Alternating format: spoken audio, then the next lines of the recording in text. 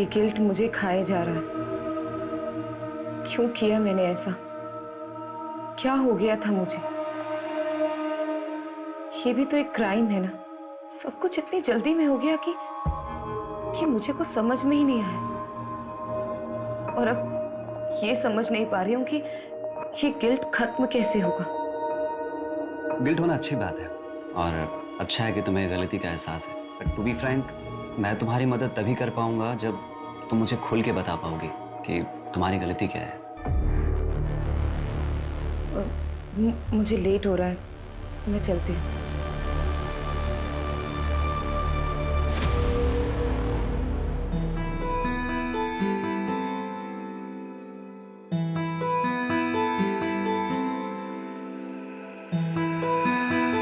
Section में doctor Prabha के पास जा रही हूँ।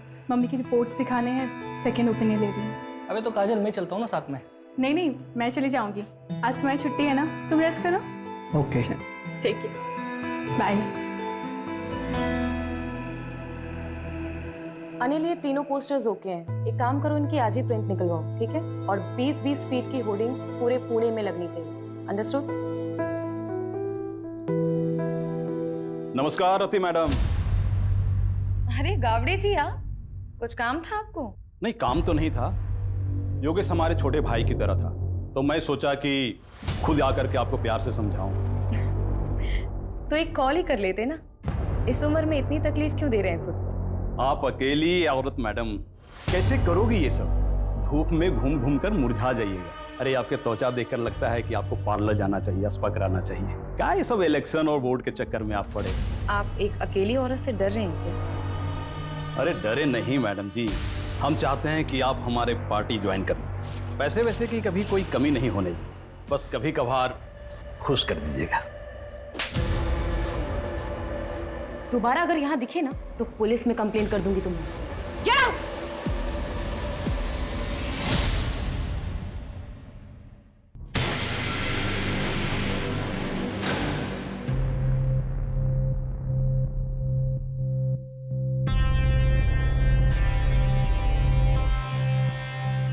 रति, कब तक हम ऐसे छुप छुप के मिलते रहेंगे?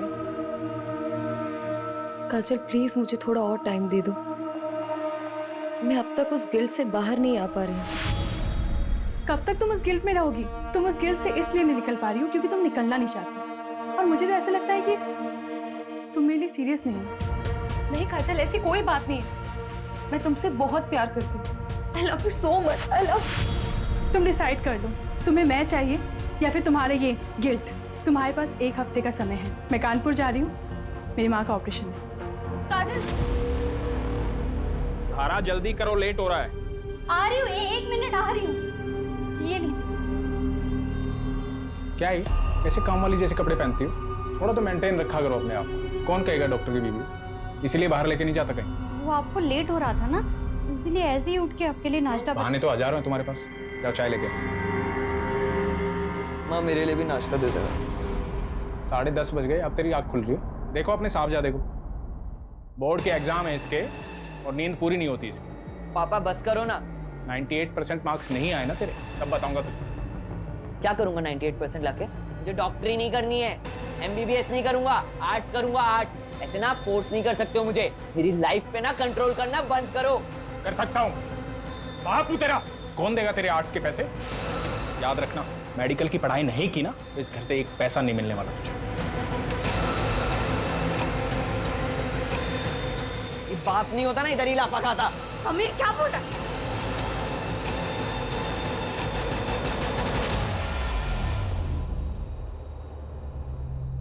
माता जी, ये दवाई मैंने लिखी है और ये हमारे कैंप की तरफ से फ्री है। जुग जुग जियो बेटा, तुम बहुत ही अच्छा काम कर रहे हो।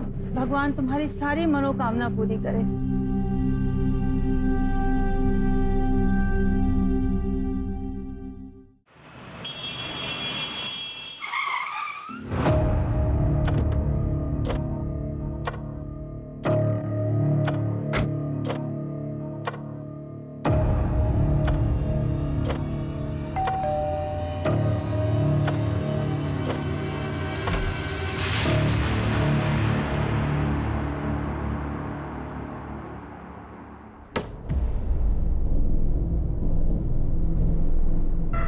बैठो, मैं कॉफी लेके आती हूँ।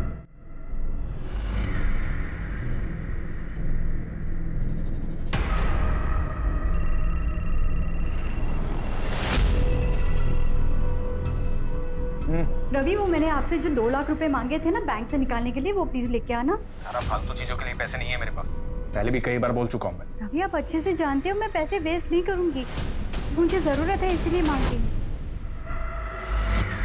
बाद में बात करता हूँ, अभी किसी पेशेंट के आया हूँ, तबीयत ज़्यादा खराब है उसकी, आने में लेट हो जाऊँगा।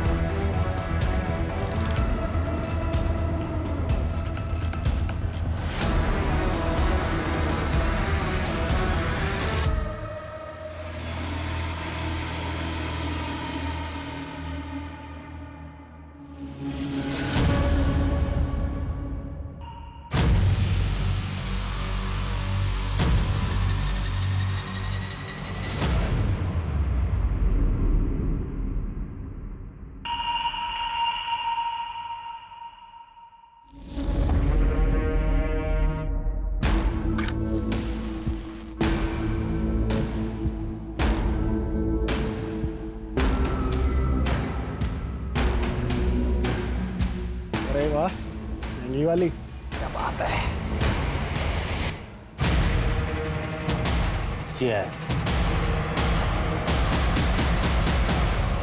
यार मेरी तो बस एक ख्वाहिश है, मुझे ना अपने बेटे को जोर से गले लगा के आई लव यू बोलना है। अरे रवि बाबू, आपके दुख की दवा तो आसान है। आप ना अपने बाप वाली ईगो ना साइड में रख के अपने बेटे को जोर से गले लगा के आई लव यू बोल दो। बिल्कुल। पर मेरे दुख की दवा नहीं है बाबू, 28 का हो चला हूँ पर कोई मिलती ही नहीं है। अरे ऐसा लुक्के के जैसा घूमेगा तो तेरे को कभी कोई नहीं मिलेगी। बाबू, आप तो लुक्के नहीं हो ना, तो आपके आगे पीछे क्यों नहीं घूमती 4-5 लैला है? मुझे लुक्का बोल रहे हैं। बाबू, मैं क्या बोल रहा था कि अबे क्या कर दिया ये? हाँ, समझता नहीं तेरे को? हाथ कैसे लगाया मेरे को तूने? अरे लड़की खड़ी है, शर्म नहीं आती तुम लोगों को? हाँ?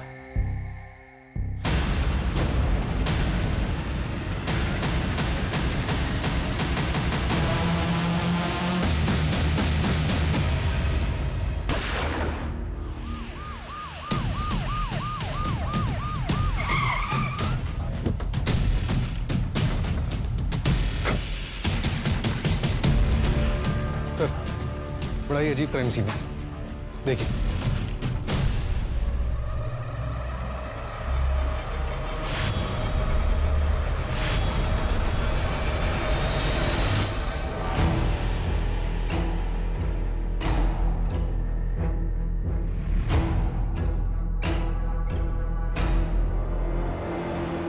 गन पॉइंट देख के लग रहा है कि इसने इसको और इसने इसको शूट किया है। और सर, माहौल देखकर लग रहा है कि कल रात पार्टी चल रही थी। और देखकर ये भी लग रहा है कि ये काम एक दूसरे की सहमति से किया गया है। आई मीन, एक दूसरे की सहमति से एक दूसरे को शूट किया गया। मतलब मास सुसाइड। सर, ये 2 आईडीज मिले। इसका नाम प्रदीप शर्मा है और ये doctor Ravi. Doctor Ravi Yadav, Yadav hospital का मालिक। तुम जानते हो इसे? हाँ, काफी फेमस डॉक्टर है। और ये तीसरा कौन है? सर, इसके पास से कोई आईडी नहीं मिली।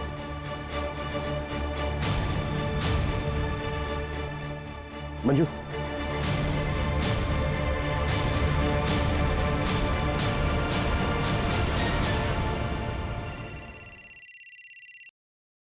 हेलो,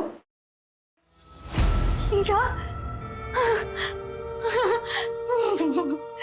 माँ, क्या हुआ? समय पापा।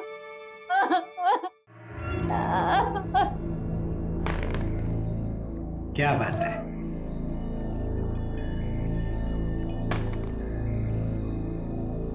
पापा, आपका 1 आया था, आपने 3 क्यों चलाया? मैंने चीटिंग नहीं किया। आप चीटिंग कर रहे हो। चाय लो। आई देखो ना पापा, चीटिंग कर रहे हैं। क्या टिया? तू भी किसको बता रही है? ये तो खुद चीटर है।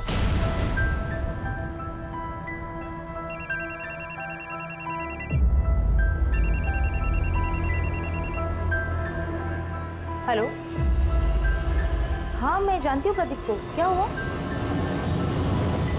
क्या?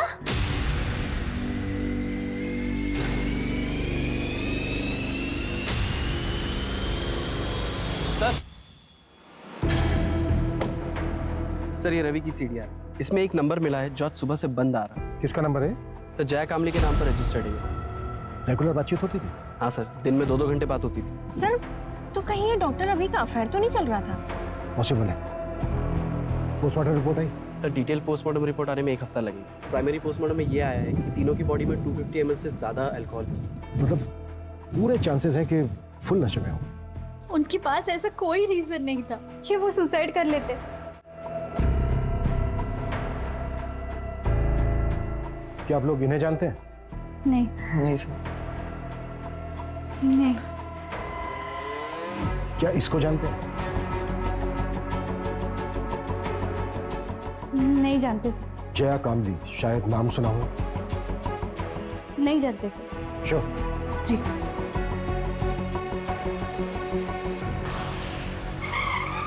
प्रदीप ने लास्ट कॉल जिस नंबर पे किया था वो नंबर आपका है, मिसेज लता तांबे। कैसे जानती थी आप प्रदीप? सर मैं अच्छी तरह जानता हूँ उसे। हमारी बेटी को पढ़ाने आता था। पढ़ाता क्या था? 1 नंबर का ठरकी था। अच्छा हुआ मर गया। बिल्कुल सही। टिया, आज के लिए इतना काफी है, बाकी कल कर लेंगे। ठीक है सर। मुझे कुछ काम से बाहर जाना। ठीक सर। ए, मेरे बेटी को हाथ कैसे लगाया तूने? मेरे बेटी को हाथ लगाया कैसे तूने? विनय, मैं तो सिर्फ पढ़ा रहा था। पढ़ा रहा? मैंने मेरी आंखों से देखा तू क्या कर रहा था। निकल मेरे घर से, निकल जा मेरे घर से। विनय, मेरे बेटी के आसपास भी दिखाई दिया ना तो जान से मार दूंगा तुझे मैं। ये टिया के साथ यहाँ गंदी गंदी हरकतें कर रहा है और तू यहाँ पे बैठ के मोबाइल पे गेम खेल रही है। चल अंदर, अंदर चल। मोबाइल पे बैठे बैठे खेलती रहती है वो। क्या बकवास कर रहे हो तुम? अच्छा मैं बकवास कर रहा हूँ और तुम जो कर रहे हो बहुत अच्छा कर रही हो तुम।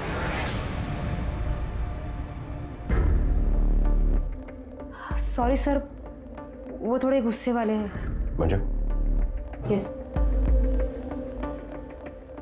इन दोनों को देखिए, कभी आपने प्रदीप के साथ देखा है इन दोनों को? जानती हैं आप इन्हें? नहीं, मैंने नहीं देखा। प्रदीप की फैमिली में से जानती है किसी को? क्योंकि हम उसके घर पे गए थे, घर पे ताला लगा हुआ था और नेबर से भी हमें कोई खास इन्फॉर्मेशन नहीं मिली। नहीं सर, उसने कभी कुछ बताया नहीं। शायद वो अकेला ही रहता था। अच्छा मिसेस तांबे, क्या आप कोई ऐसा रीजन जानती हैं जिसकी वजह से प्रदीप सुसाइड कर सकता है? नहीं सर, मैं अच्छे से जानती हूँ उसको। प्रदीप सुसाइड कर ही नहीं सकता। अपना वादा याद है ना तुम्हें? भूली तो नहीं? वरना मैं अभी भी पुलिस के पास जा सकती हूँ। नहीं, पुलिस के पास मत जाना। मैं रवि के अंतिम संस्कार में बिजी थी। मैं तुम्हारा काम कर देती हूँ। जल्दी करो, मैं और दिन ज्यादा वेट नहीं कर सकती हूँ। हाँ ठीक है।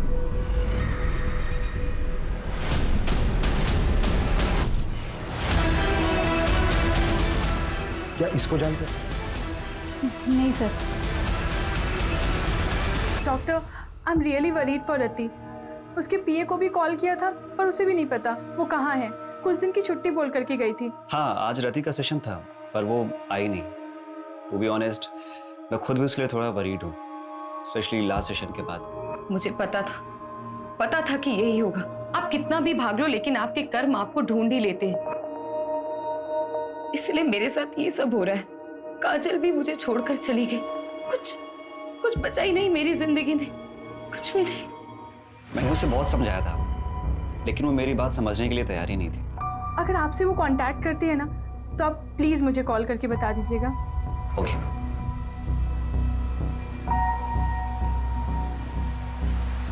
सर डॉक्टर रवि ने पाषाण में 3 करोड़ का फ्लैट बुक किया। 3 करोड़ का घर? जी। नॉमिनी कौन है? बेटा नॉमिनी। फ्लैट बीवी के नाम पे बुक किया। हाँ लेकिन सर गन की बैलिस्टिक रिपोर्ट आ गई, ये देखिए। थोड़ी सी शॉकिंग है, रवि के पास जो गन थी उससे एक भी बुलेट नहीं निकली। प्रदीप और जो अननोन विक्टिम मिला है उनके गन से एक बुलेट निकली। लेकिन गोली तो तीनों को लगी थी। तो फिर तीसरी गोली किस गन से चली? सर अननोन विक्टिम के हेड में जो गोली मिली उसकी बैलिस्टिक रिपोर्ट बन रही है। 2 दिन में गन का पता चल जाएगा। इसका मतलब साफ है कि वहां पर कोई चौथा भी था। मुझे शुरू से ही लगा कि वहां पर एक औरत भी थी जिसकी चूड़ी मिली थी हमें, और वो औरत मुझे ही हो सकती है। इंस्पेक्टर बिल्लू सिंह रिपोर्टिंग साहब। ए शामराव, लेकर जाओ इसको। हर हफ्ते का नाटक है। लॉकअप में डालो और शाम तक उसे छोड़ना कल। एक minute Manju. Shamra. Yes sir. इसको बाहर लेकर चलो। सूरज, बैंगलोर से लेकर आओ। Okay sir.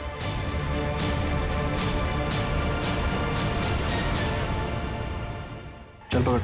मिला। गन? निशाना लगा उसमें। घबरा मत, निशाना लगा। शाबाश। हाँ, लगा निशाना।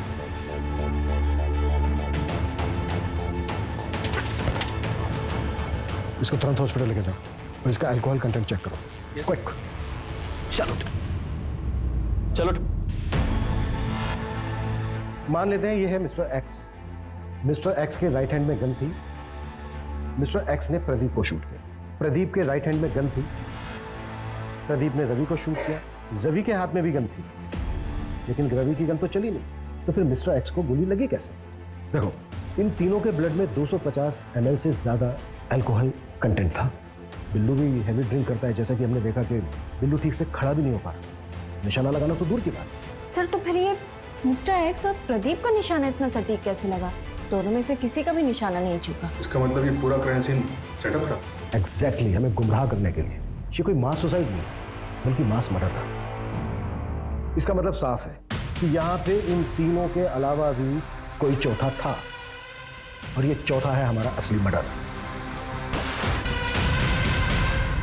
ये ले तेरे पैसे, और अपना मुंह बंद रखना। और हाँ, याद है मुझे मेरी डील। शहर छोड़ के चली जाऊंगी मैं। तेरे लिए यही अच्छा होगा। और गलती से भी समीर की कंप्लेंट पुलिस में नहीं करूँगी। बोला ना, नहीं करूंगी।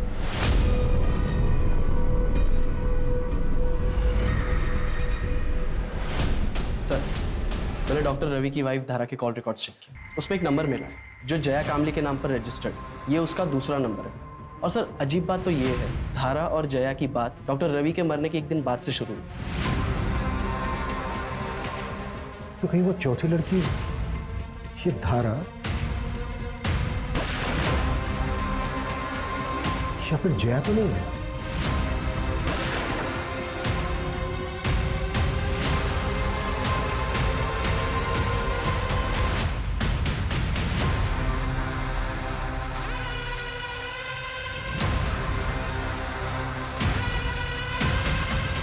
जी, मैं जानती थी जया को। उसका रवि के पास इलाज चल रहा था। उसने रवि की मौत के बाद सांत्वना देने के लिए फोन किया था। जी।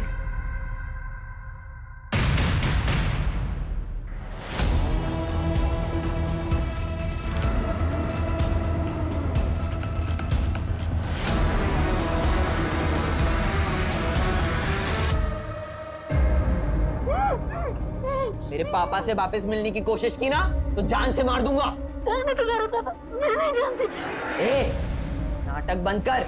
मेरे पापा डॉक्टर रवि मुझसे मिलने आते हैं ना, तेरे साथ इधर गुलछड़े उड़ाते हैं ना। क्या चाहती है तू? उनकी प्रॉपर्टी? एक बात कान खोल के सुन ले, मेरे पापा की प्रॉपर्टी पे सिर्फ मेरा और मेरी माँ का हक है, समझी? सूरज, जया का मूवमेंट ट्रैक हुआ? मर्डर वाली रात को कहाँ थी? सर, जया का फोन तो उसके घर पे ही एक्टिव था और कोई ऐसा क्लू नहीं मिला जिससे ये पता चले कि जया क्राइम साइट पे गई। जैसे क्राइम साइट पे जाने वाले सभी रास्तों का सीसीटीवी हम स्कैन कर रहे हैं। और सर, हॉस्पिटल स्टाफ से भी बात हुई। उन्होंने बताया कि जया को डायबिटीज है और ये डॉक्टर रवि इंसुलिन का शॉट लगाने से घर पे जाता है। व्हाट? डॉक्टर रवि और जया के बीच में अफेयर नहीं था? हेलो, अच्छा, नजर रखो उस पर। सर, उन तीनों को जिसने गन सप्लाई की थी उस सप्लायर का पता चल गया। गुड्डू ने उस पर नजर रखी है। उफ।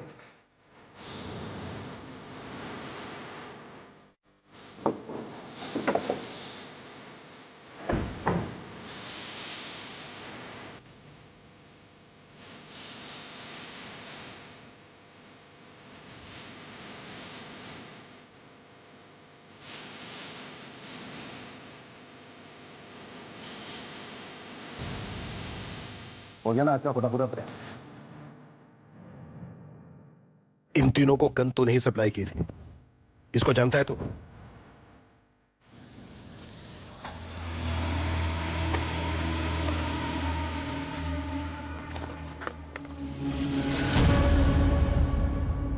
ये आपका गन और भाऊ ये आपका गन।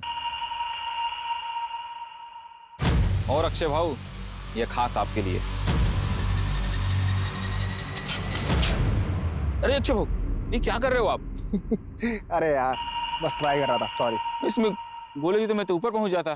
गोली लाया, गोली दे। हाँ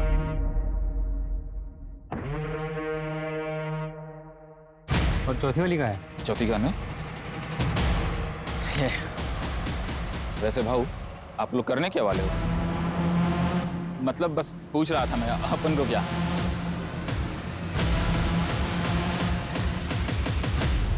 आलू? हाँ सब 3 लोग थे, 4 गन लेके गए और उनके पूरे सीट पे आलू भरे थे। ये जो तीसरा आदमी था इसका क्या नाम बताया तुमने? अक्षय नाम है उसका, यही कोरेगांव पार्क में ही रहता है। मेरा एक दोस्त है जो उसका पड़ोसी है, तो उसी ने डील कराई थी। इस अक्षय का घर परिवार? घर परिवार तो नहीं पता साहब, लेकिन वो एड्रेस दे सकता हूँ। तो शायद ये मास सुसाइड ही था। शायद हाँ। गन इन तीनों ने खुद खरीदी। सवाल ये है कि चौथी गन किसके लिए खरीदी गई? तो शायद वो गन किलर के पास। इन तीनों ने और वो चौथा आदमी औरत जो भी कोई है, इन सब ने मिलकर ये प्लान किया होगा और फिर ये चौथा शख्स बैकआउट करके आओगा। या फिर ये भी हो सकता है कि शुरू से इसका ये प्लान था। सवाल ये है कि ये चौथा शख्स कौन है और उस चौथे शख्स का इन तीनों के साथ क्या कनेक्शन? सबसे पहले हम इस कनेक्शन को ढूंढना। और सर वो आलू जो शाहिद ने बताया था, इतने सारे आलू से तो समझ में नहीं आ रहा है। मैं तो बेहोश था हॉस्पिटल में, कल ही डिस्चार्ज हुआ हूं। मुझे तो पता ही नहीं था कि अक्षय इस दुनिया में नहीं। इस महीने मेरा ऑपरेशन है, 10,000 कम पड़ रहे थे, वो इसी जुगाड़ में लगा था। उसने जिंदगी में अपने लिए कुछ नहीं किया, मेरे पीछे ही परेशान रहता था। वो कभी आत्महत्या नहीं करेगा। देखिए चंदन जी, ये तो हम नहीं कह सकते, पर क्या आपकी जानकारी में कोई ऐसा है जो अक्षय को जान से मार सकता है? कोई ऐसा क्यों करेगा? सीधा साधा था मेरा बेटा, न नशा, न लड़की, न कोई और ऐश, सिर्फ मेहनत करना जानता था। चंदन जी, ये 2 लोग हैं जिनकी बॉडी हमें आपके बेटे अक्षय की बॉडी के साथ मिली थी। आप जानते हैं? नहीं, मैंने इनको नहीं कभी देखा। ठीक है चंदन जी, अभी आप अपने घर जा सकते हैं। मंजू, गायकवाड़ को बोलो कि वो इनको इनके घर तक छोड़ दें।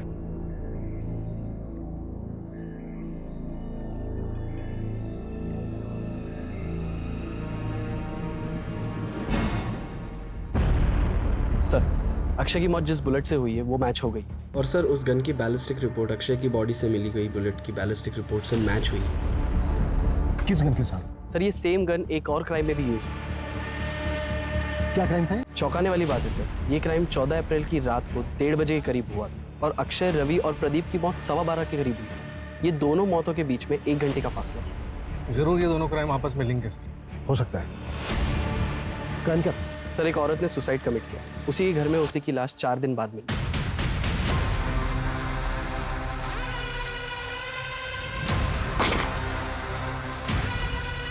क्या यार रति तुम? रति उठो ना, रति उठो। रति क्या हो गया तुम्हें? रति जादव नाम था, कॉपरेटर योगेश यादव की बीवी। कॉपरेटर योगेश यादव, इसने भी सुसाइड किया था ना?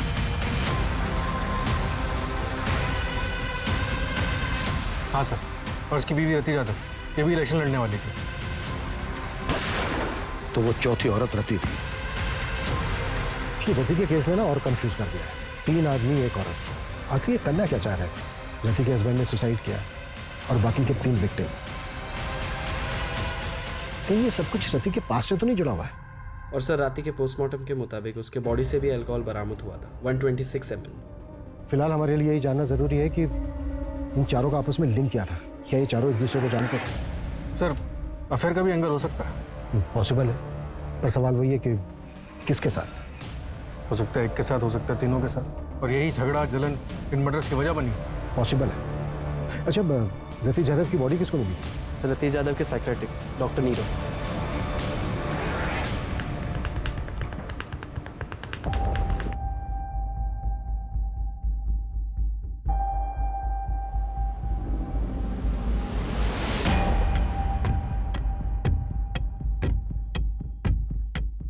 हेलो सर, रियली सॉरी, आप लोग काफी टाइम से वेट कर रहे हैं क्या? नहीं, it's okay.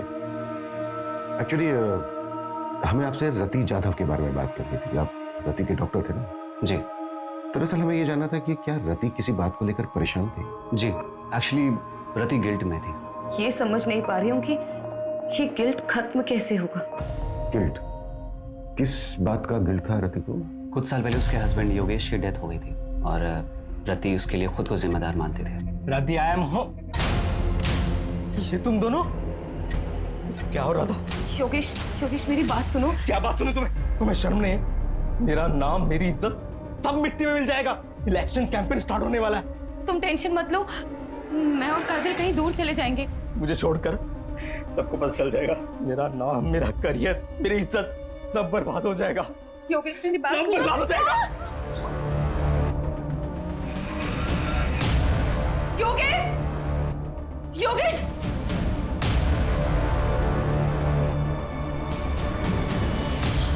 Yogesh! Yogesh! Ambulance को कॉल करो जल्दी। योगेश! योगेश!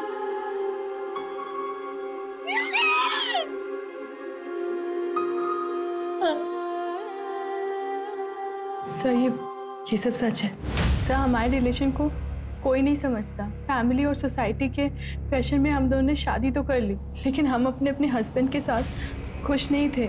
हमने भागने का प्लान बनाया था, लेकिन सर रति योगेश की सुसाइड से उभर ही नहीं पा रही थी।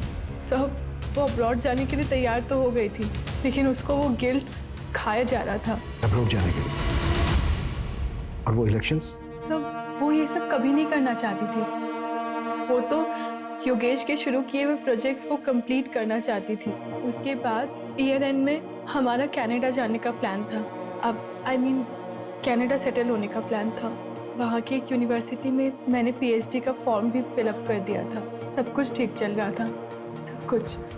लेकिन उस दिन हमारे बीच झगड़ा हो गया। कब तक तुम उस गिल्ट में रहोगी? और मुझे तो ऐसा लगता है कि तुम मेरे लिए सीरियस नहीं हो। नहीं काजल, ऐसी कोई बात नहीं। I love you so much, I love. और मैं कानपुर चली गई। सब मेरी गलती है सर। ठीक है।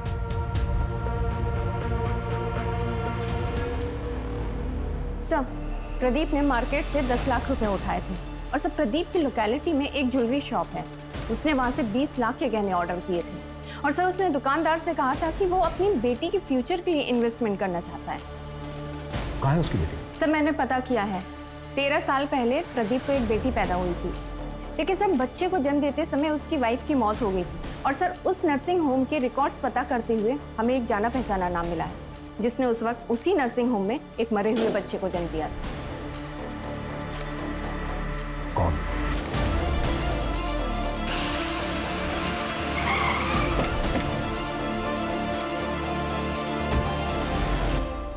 क्या मेरी बेटी टिया मेरी बेटी नहीं है, उस प्रदीप की बेटी है? ये बात तुम्हें पता नहीं थी?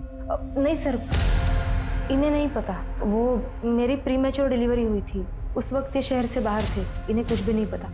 सब कुछ अचानक हुआ सर, और मैंने भी इनसे बात छुपा ली, वरना प्रदीप की तरह ये भी मरे हुए बच्चे की बात सुन के टूट जाते। विनय, हाँ 14 अप्रैल की रात को 8 से 12 के बीच में कहाँ थे तुम? विनय सर यही घर पे ही थे, मेरे और टिया के साथ।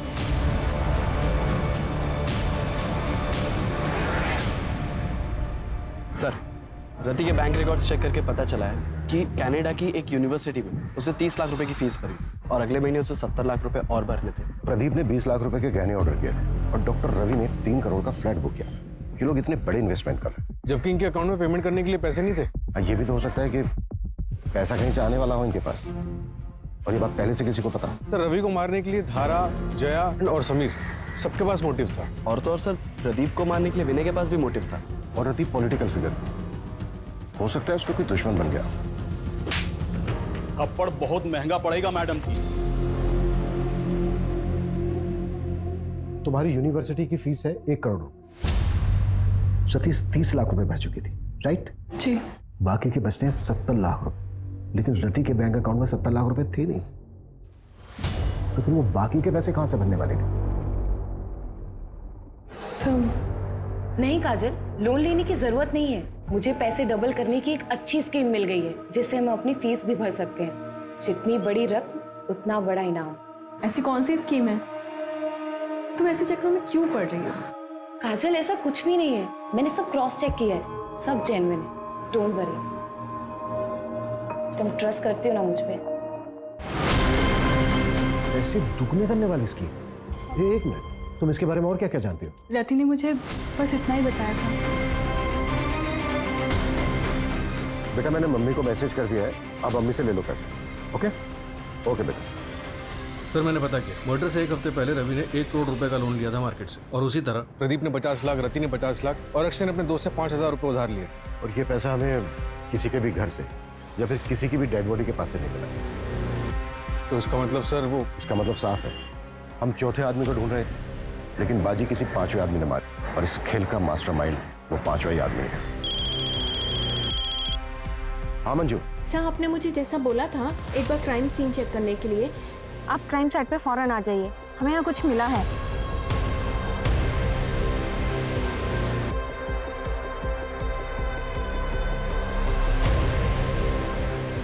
सूरज,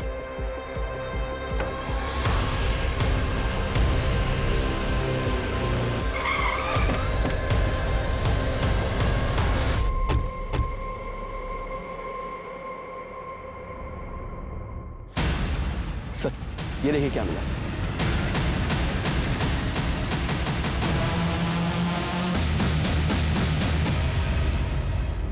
ये चल क्या रहा है यार? जमीन के अंदर मटकों में आलू। गन सेलर शाहिद ने उन तीनों को गन बेचते वक्त उनकी कार में बहुत सारे आलू देखे थे। Right sir. 4 डेड बॉडीज, इतने सारे सस्पेक्ट्स, पैसा दुगना करने की स्कीम। मुझे पैसे डबल करने की एक अच्छी स्कीम मिल गई है। मास सुसाइड करने का नाटक, और ये जमीन के अंदर इतने सारे मटकों में दबे हुए आलू। सूरज, हमें उस 5वें आदमी को जल्द से जल्द ढूंढना होगा, लेकिन फिर वही सवाल कि वो 5वां आदमी है कौन और कहां है? सर, जैसे आपने बोला था, मैंने वो लाइन जितनी बड़ी रकम उतना बड़ा इनाम, उसके बारे में ऑनलाइन सर्च किया तो 10 साल पुराना एक केस गोरखपुर का मिला है। ये रही उसकी फाइल।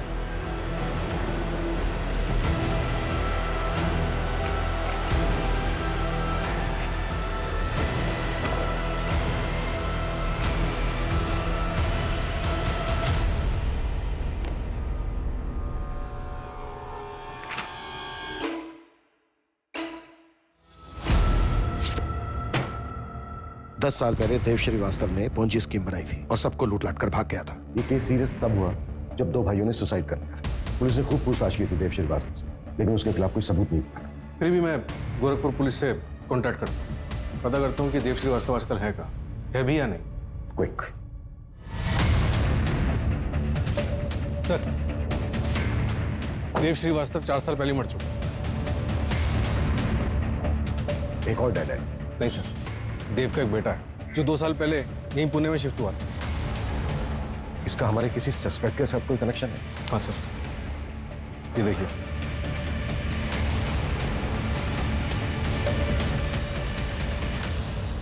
मेरे पास पैसे डबल करने की स्कीम है। ऐसा होता है क्या?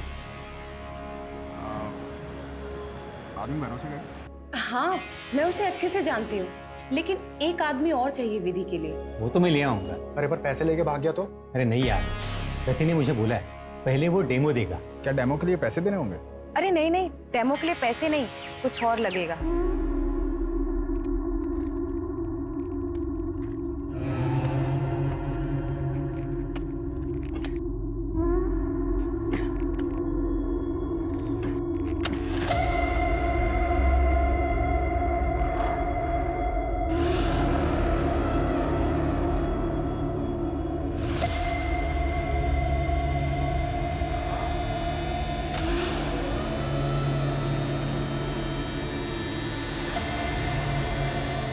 क्या करना है?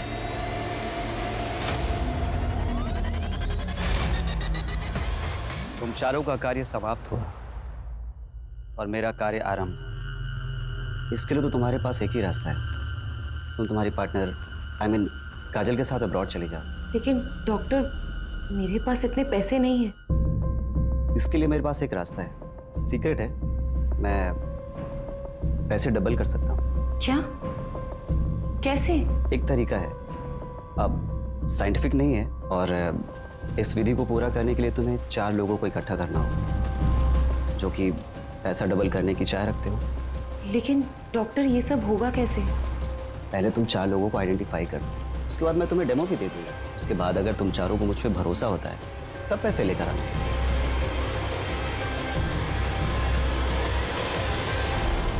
मुझे वरदान है कि मैं जरूरतमंद लोगों के पैसों को 2 गुना कर सकता हूँ।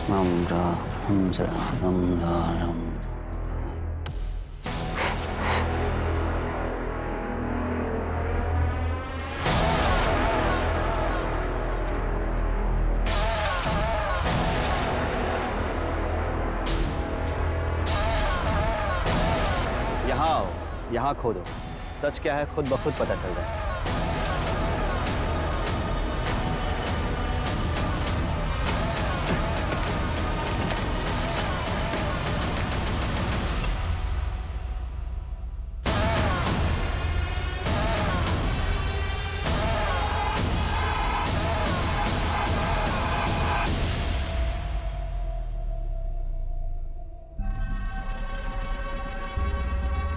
बाबा, आपने तो चमत्कार कर दिया। हम पैसे भी लाए, उन्हें भी आज 2 गुना कर दो। पैसों को 2 गुना करने के लिए इससे भी मुश्किल विधि करनी पड़ी। मैंने रति को बताया था, इसके लिए शस्त्र की भी पूजा होती है।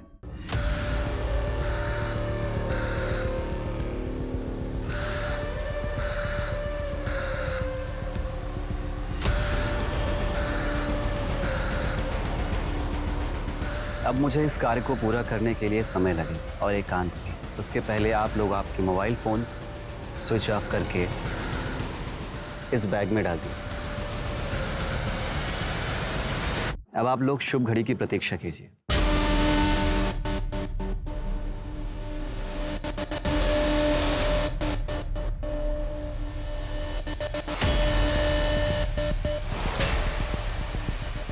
भाव में आगे बोल रहा था कि अरे क्या कर दिया ये? हाँ, समझता नहीं तेरे को? हाथ कैसे लगाया मेरे को तूने? छोड़ो यार, छोड़ो। क्यों झगड़ा कर रहे हो तुम दोनों? अरे दे दारू पियो ना।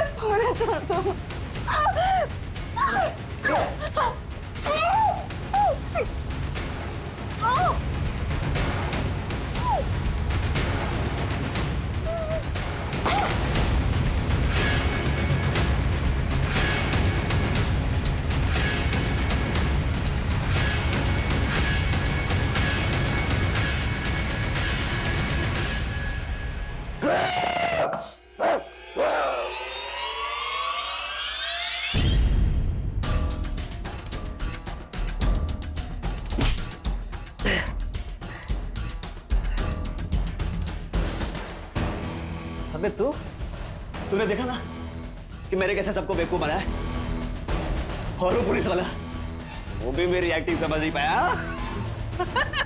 देख इतना जल्दी इतना गुरूर अच्छी बात नहीं। ये तो तेरी पहली जीत है, तुझे तभी और आगे जाना है, तुझे पूरी दुनिया में राज करना है, भगवान बनना है। हाँ, तू सही कह रहा है, मुझे भगवान बनना है, जो सबको अपने इशारों पे नचाता है। सबसे शक्तिशाली मुझे भगवान बनना है। लेकिन अगर पुलिस को पता चल गया तो तुझे कैसे पुलिस पकड़ सकती है? तो आगे क्या कर रहे हैं? हम दोनों मलेशिया भाग जाएंगे अब।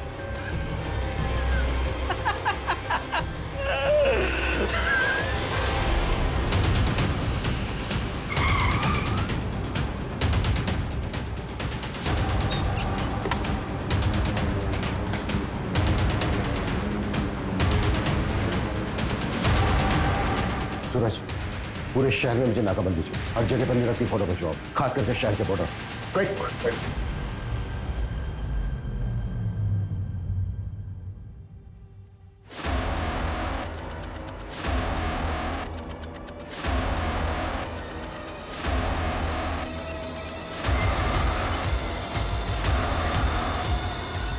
आप लिसन, तुम रूम में जाके शैंपेन निकालो। ओके। मैं बस 2 मिनट में आया। मैं बस 2 मिनट में आया। 2 मिनट नहीं बेटा, तेरे को बहुत लंबा समय लगने वाला है।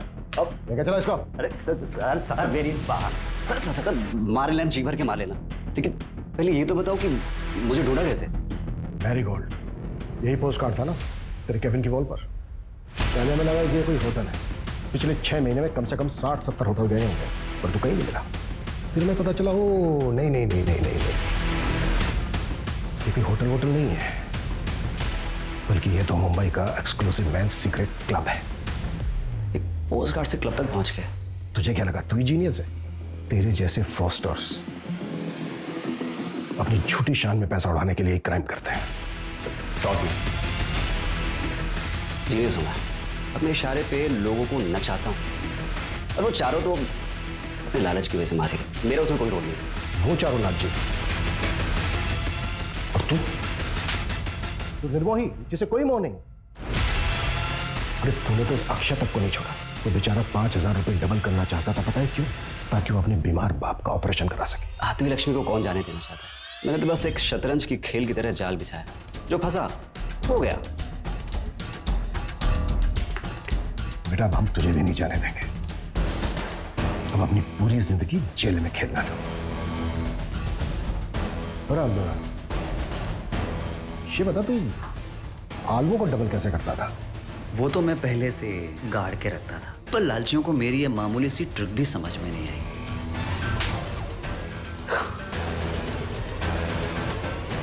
नीरव को कोर्ट ने आईपीसी की धारा 302 एंटी सुपरस्टिशन और ब्लैक मैजिक के तहत दोषी पाया और 14 साल की सजा सुनाई।